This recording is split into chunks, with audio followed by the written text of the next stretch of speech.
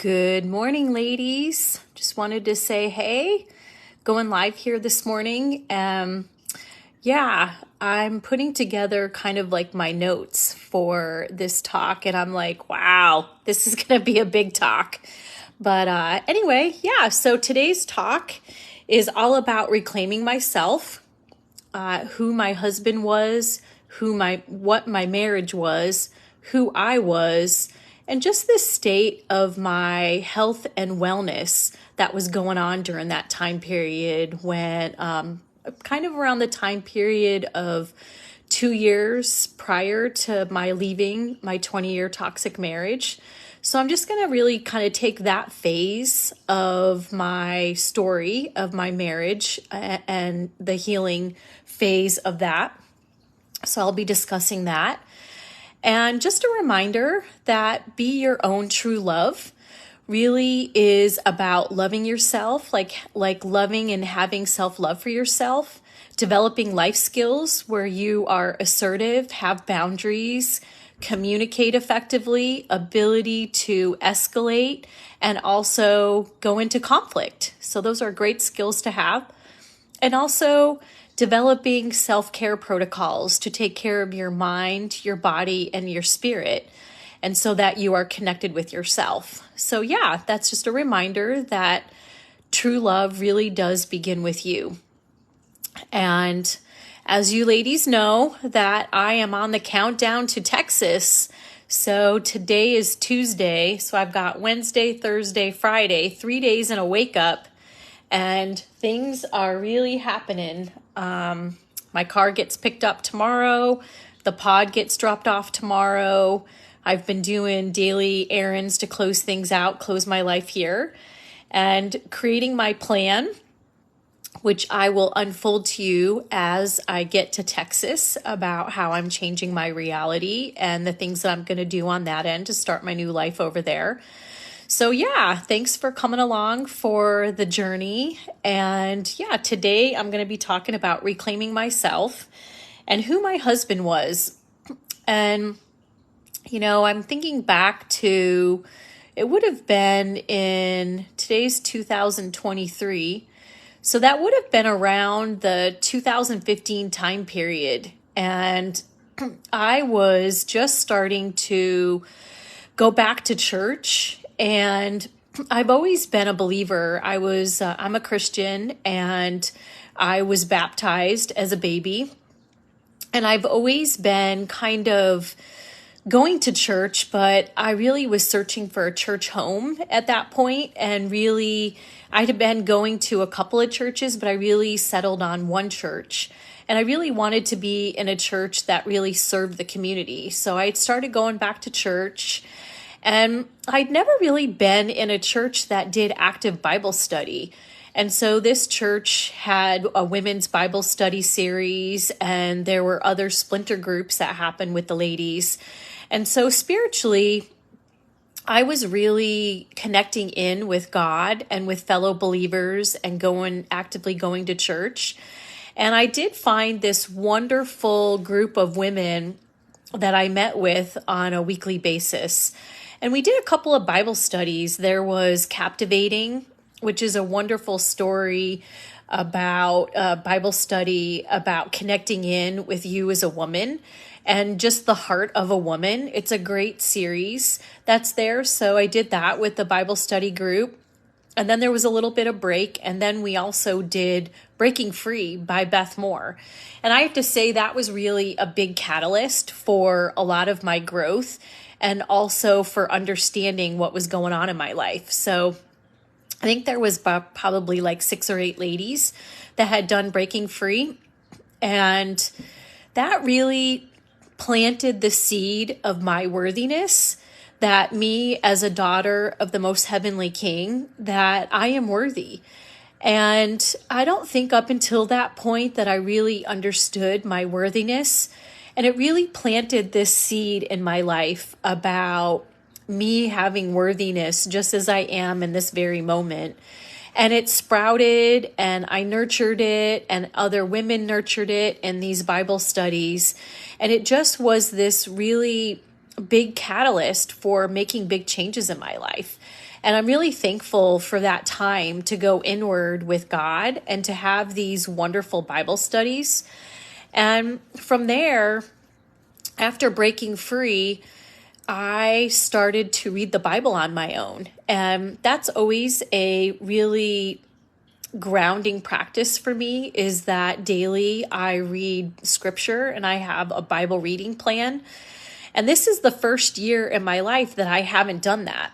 And, things have been a little bit chaotic for me and I do miss it. I am still in a weekly Bible study with another fellow woman that I've been doing it with for 2 years. We meet weekly. So she's my connection point from another retreat. And I'm so thankful to have her. But since 2015, I have read the Bible all the way through every single year. And that really provided some grounding as well as some really nuggets to help me on my healing journey. And I was starting to wake up to some of the dynamics that were happening in my marriage. And one of the things is I was starting to wake up to who my husband was. And, he is a businessman and he is a workaholic.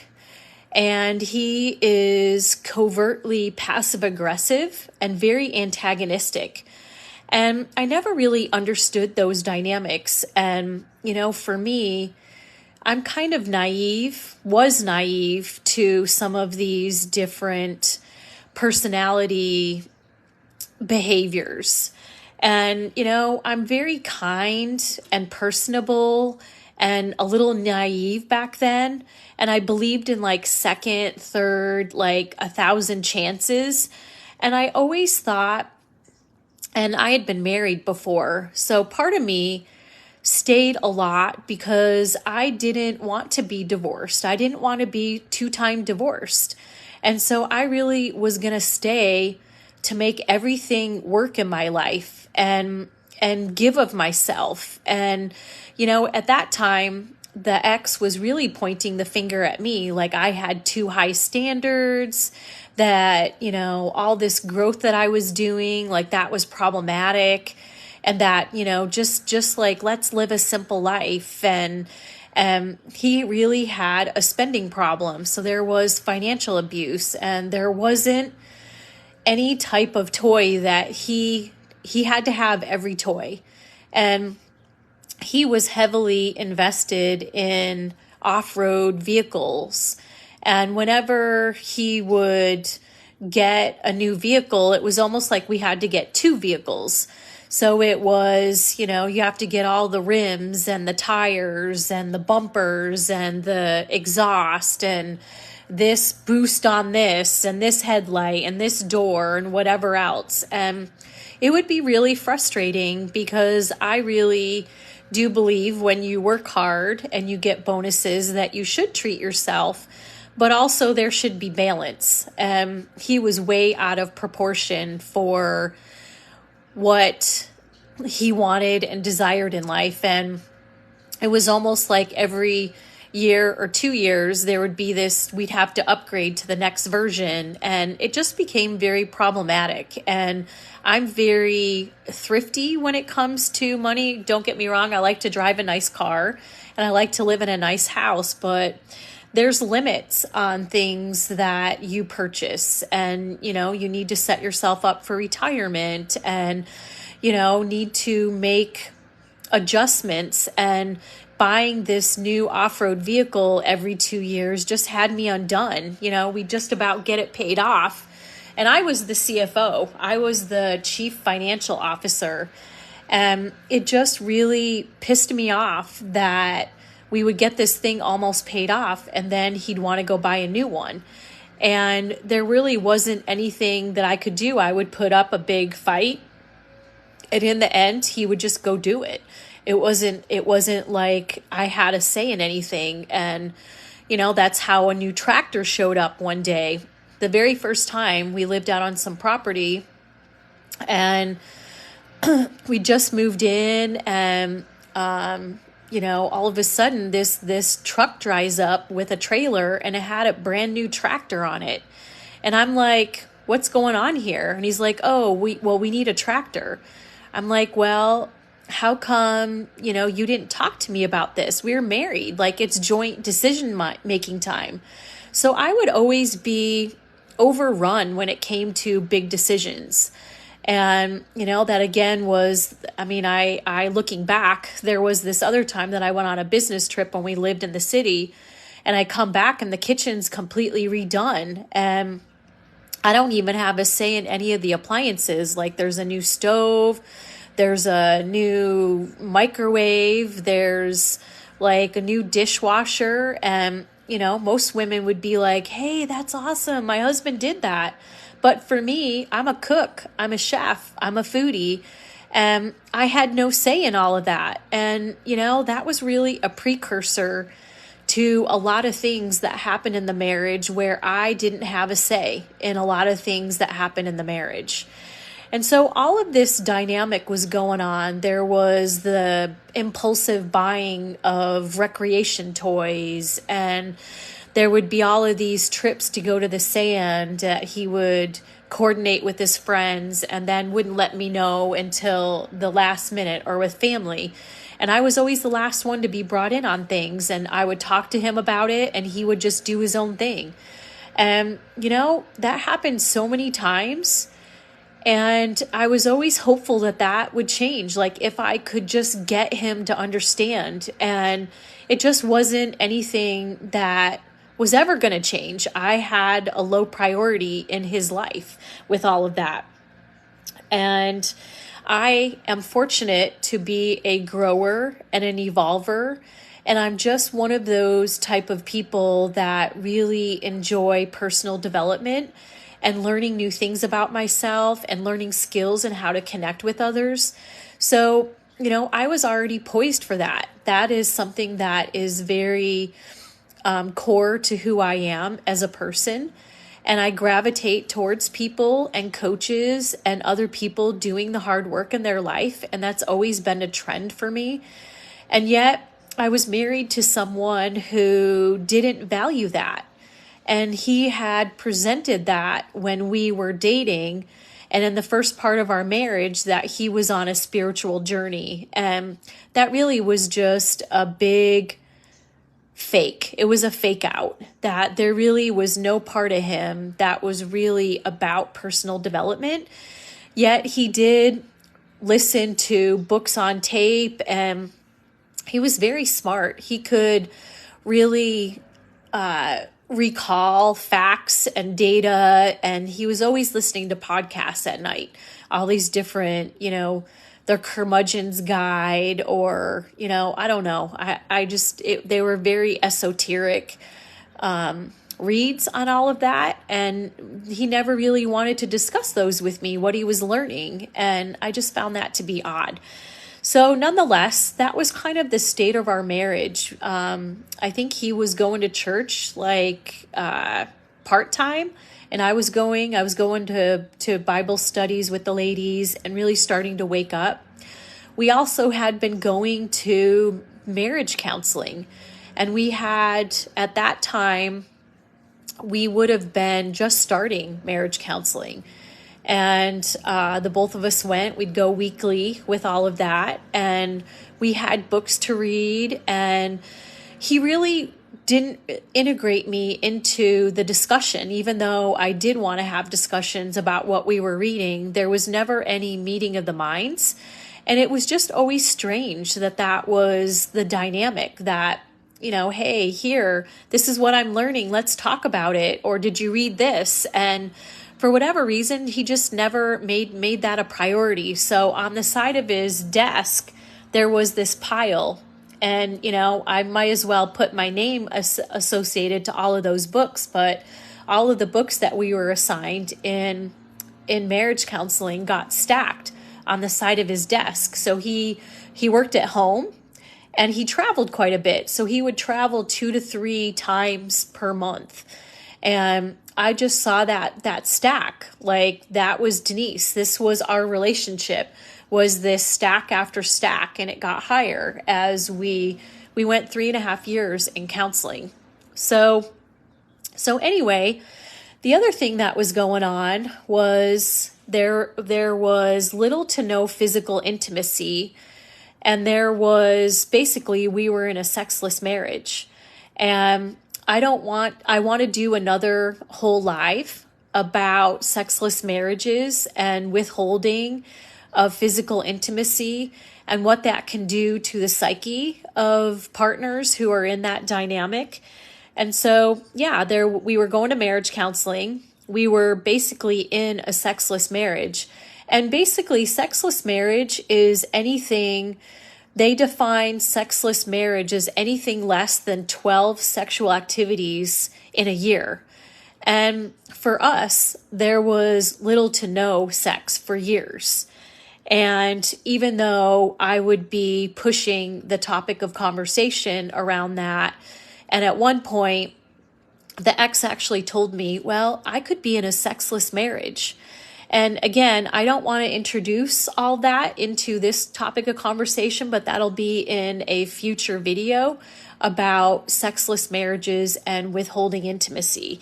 But that was also a major issue in our marriage.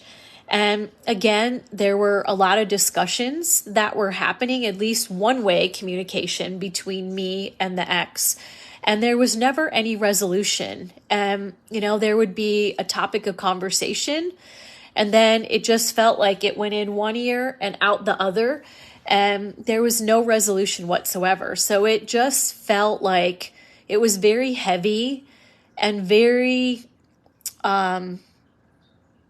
if you're like in the middle of like fishing nets, it just felt like there was like a stack of fishing nets. Like, when you get all your cords that are all mixed up together, like that's what that felt like. Like there was just more and more and more of that was happening.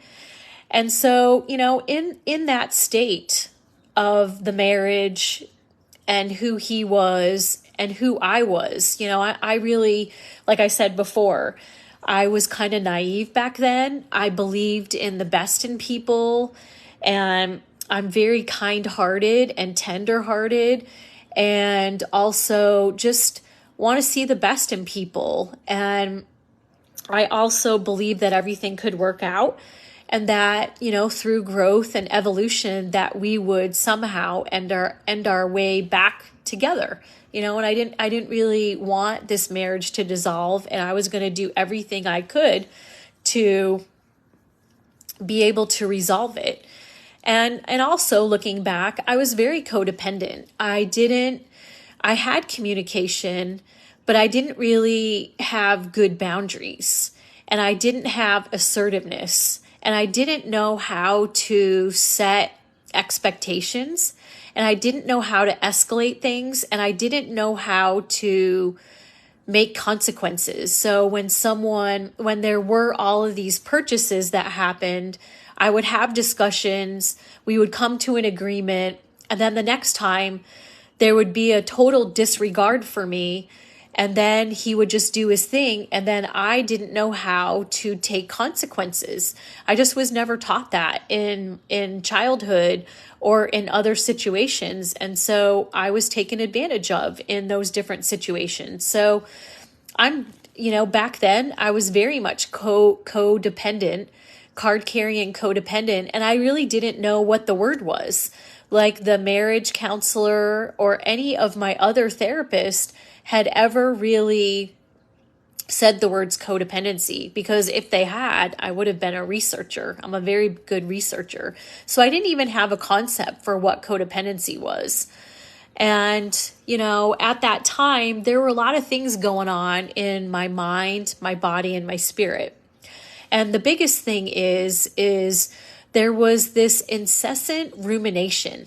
Like all this stuff was going on and nothing would get resolved. So it was just like all these spinning plates up in the air and nothing ever got resolved. So there was just tons of them. It was like a Chinese spinning dishes kind of a circus act that was going on. And And anyway, with the rumination, there was a lot of confusion. Like, there would be sometimes certain things would go this way, certain times they would go another way. And I was just really confused because I would see behaviors outside of the home that were different from inside the home when it was just the two of us.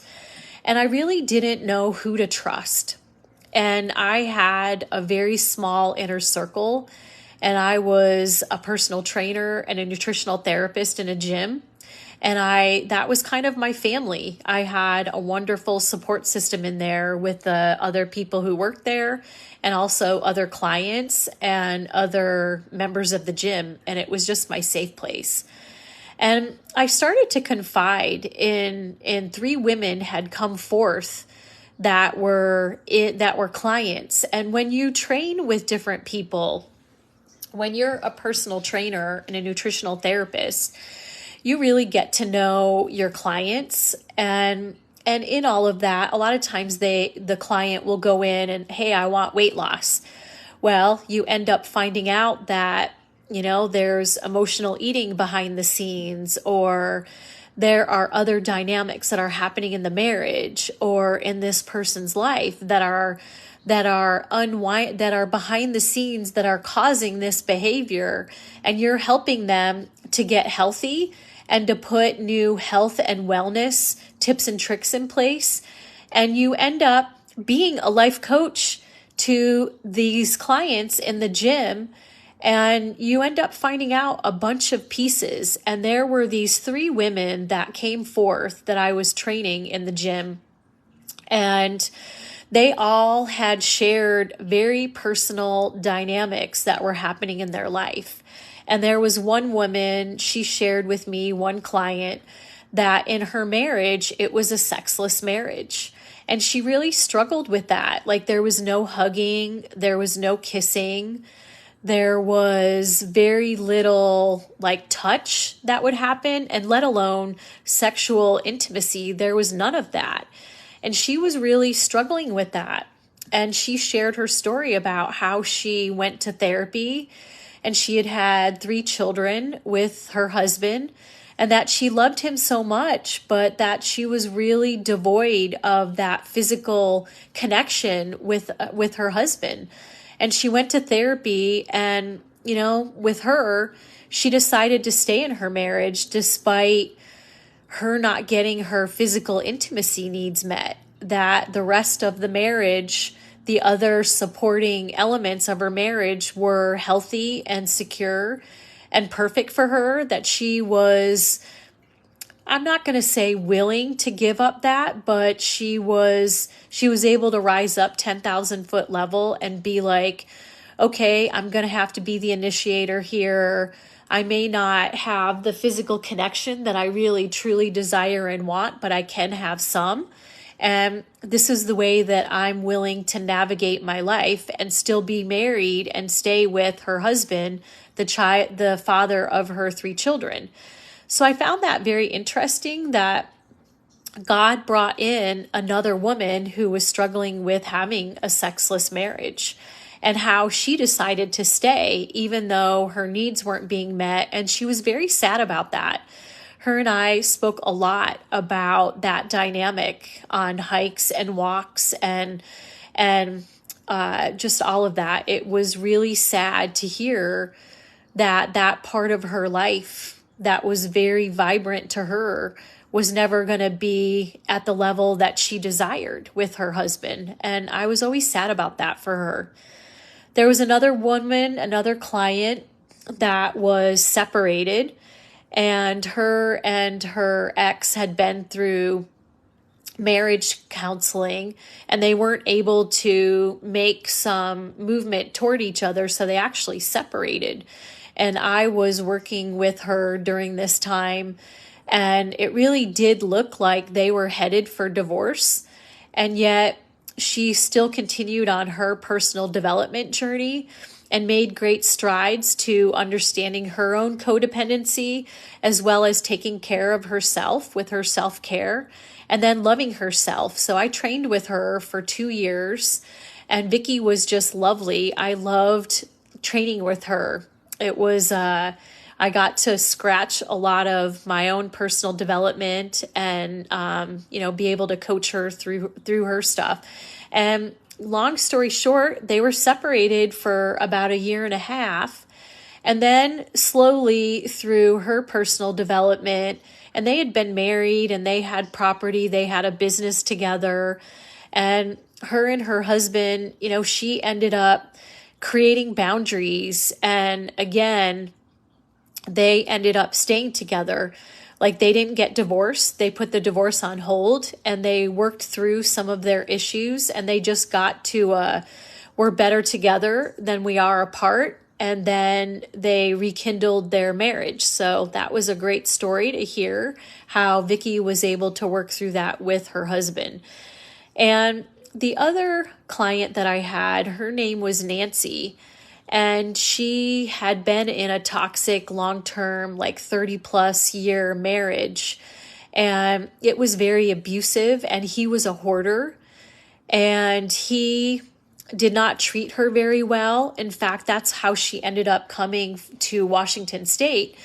And how I got to meet her was she moved out of California, and she was here in Washington State separated, and she was with her boys, like her 2 boys lived up here. And so she decided to, again, get healthy. She was overweight, emotional eater, and again, had a hard time with boundaries and communication. And she ended up in our journey. I trained with her for 3 years. She was able to lose her weight, and she got healthy and learned about the central nervous system. I was able to coach her and teach her about central nervous system resets and the importance of meditation and breathing and emotional literacy.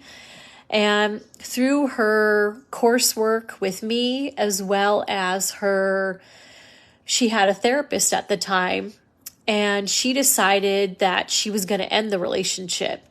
And so she did divorce her husband, and I coached her while she was single, and she ended up meeting this lovely older man. They lived in the apartment complex together, and then they got together and got married. And so I was a part of Nancy's journey of divorce and being single, and then also having a romance after that and getting married to this new person that fit her that much better. So, God really brought in my clients 3 different ladies. He brought in Janice, who was the woman who was living in a sexless marriage, and who stayed married. He brought in Vicky, who was struggling in her marriage, and they were separated and then got back together. And then he also brought in Nancy, who was in a toxic marriage, 35-year marriage, and then went through separation, divorced, and then singledom, and then got remarried. And so it was very cool that God brought in these women into my client load. And I was able to understand, as I was walking out my journey, what that would look like. And, I got a chance to visualize in my own mind, like, what choice am I going to make here? Is that something that I'm willing to be in relationship and deny parts of myself? Or am I going to create boundaries around it and realize that I'm better off with this person, even though I don't get all my needs met? Or am I going to go down the path of divorce and then being single and meeting somebody else later in life? So it was God really orchestrated a really cool group of clients who turned friends, who helped me to kind of understand that. I was front row seat into all of their lives and their decisions during that time period. And one of the things that was really kind of interesting, with the clients that I had, but also during that time period, I was very cognizant that when we were together, when me and the ex were together, you think about living together in a home, and you think about your hormones are together, your brain patterns are together, you're communicating, your bodies are physically together. So you end up being in sync with the person that you're living with. And when he would go on business trips, I would have mental clarity. Like there was this like on and off switch. Like when he got home, I would get all confused and the rumination would really start up. But when he was away on his business trips, I would get clarity and be like, no, I think I've got to leave. And then he would come home and then all of that would spin out of control.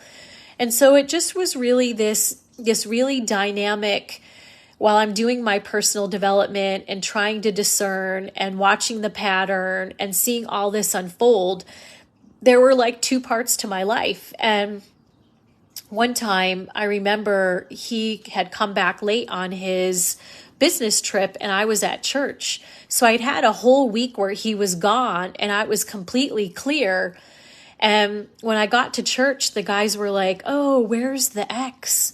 You know, he's such a great guy. And, you know, you're such a lucky wife to have him. And I was like, wow, like, that's not how I'm feeling in this very moment. And that like started to confuse me, like the triangulation of other people who knew him and how they saw him. And then that like started my brain spinning. So all of that was going on in my mind, just rumination, confusion, the getting clear, then getting back into rumination and confusion, and just all of that was going on.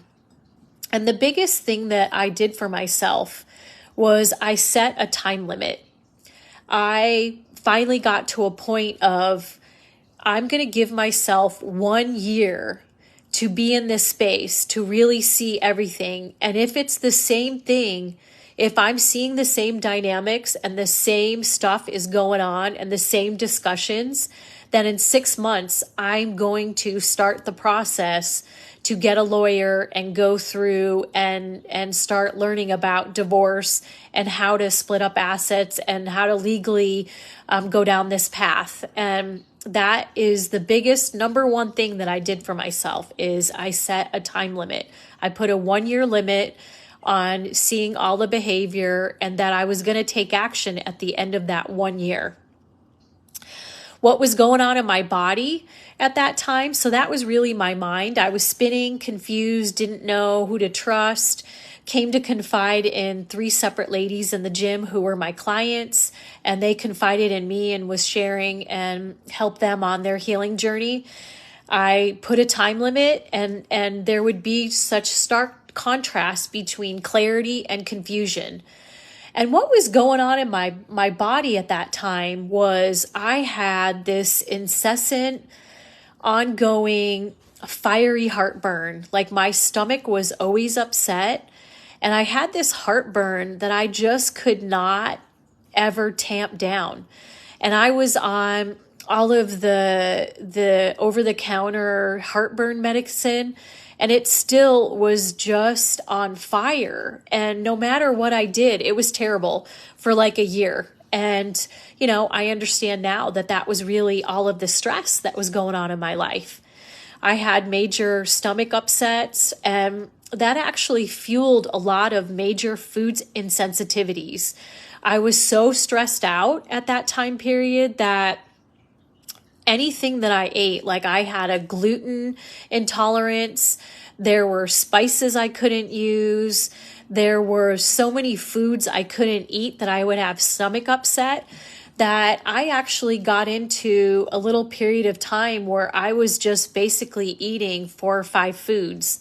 I was eating like brown rice and chicken or lamb and very bland diet because I was allergic to everything. Like I would have an allergic reaction to all these foods. And I later found out that that's really a stress reaction, that you can have all that going on in your body because of all of the stress, that you develop food insensitivities and food allergies because of the stress that you're in. I was sleeping a lot during the day. I was very fatigued. And I also had insomnia and very much sleepless nights. I would get up in the middle of the night, my brain would be spinning, and I'd have to get up and I would read or do whatever, listen to Bible studies or music or whatever. And then I would get back to sleep. But I had very bad insomnia during that time. And again, I'm an emotional eater. That's one of my coping mechanisms. And my emotional eating was off the charts. It was, ice cream, candy. And at that time, I was really into candy. And I think at that time it was Mike and Ike's. And I really do like gummy candies. I think like eating them, like your brain has to process in your teeth. You have to break down like this candy, and it's not something that you can eat and it's gone. You have to really work at it. So stuff like taffy or gummy bears or Mike and Ike's, it's just something that I think I wasn't being nourished. So I was nourishing my body with all this sweets and sticky type food. And again, if you get all of the sugar in there, you end up really helping yourself. I mean, it's like you get comfort from food. And so my emotional eating was off the charts, and I started to have no emotions. I am very much in touch with my emotions, but I had started to shut down. Like I wasn't experiencing anger. There wasn't much sadness. I was pretty much a flatline person. And that was really surprising to me, that I couldn't cry or that I couldn't get angry. And of course, because I didn't have access to those emotions, there wasn't much joy. There wasn't much happiness. There wasn't much laughter at all. And so I was kind of really stressed out and very flatlined in my emotions. And I kind of verged on the edge of anxiety. Like again, my anxiety was really active during that time, and also depressed. Like, what is my life gonna look like? And what am I gonna do? And how is this all gonna work out? So there was like a fine line between anxiety and depression in all of that. And like I said, we talked about what was going on in my mind, what was happening in my body. And also what was happening in my spirit was there was a revival in my spirit. There was Bible studies that I was going to and feeling a sense of worthiness. Hi, Laurence. A sense of worthiness and nurturing and growing and expanding and connecting with spirit and having a God, having family with God.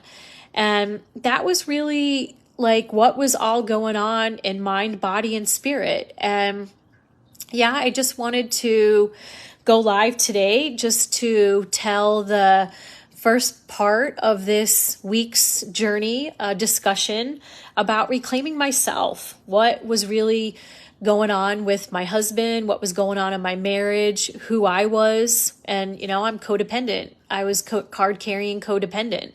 And what was going on in my mind, body, and spirit. And this is going to be a dive board, a spring dive board for future discussions all the rest of this week about the healing journey and the different stages of stabilizing, building, and expanding, and how I've walked that out in my life. So today was kind of chapter 1. And we'll continue on this conversation all this week. And I look forward to connecting with you to share more of the story. And if you have any questions or comments, feel free to drop those in the comments below. And yeah, I look forward to connecting with you later on this week. Take care, ladies. Bye-bye.